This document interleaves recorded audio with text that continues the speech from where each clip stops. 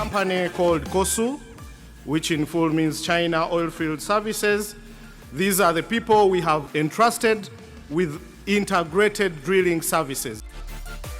CNOOC International Uganda Limited, and these are people we have entrusted with 3 main packages.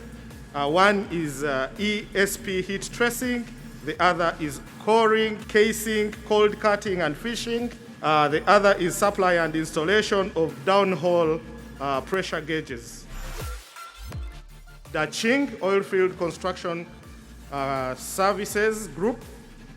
These are our EPC4 contractor, and their scope includes the design, procurement of materials and equipment, and construction of a 50-kilometer feeder line. This is the pipeline that will transport the crude oil from Buhuka at Kingfisher to Kabale Industrial Hub.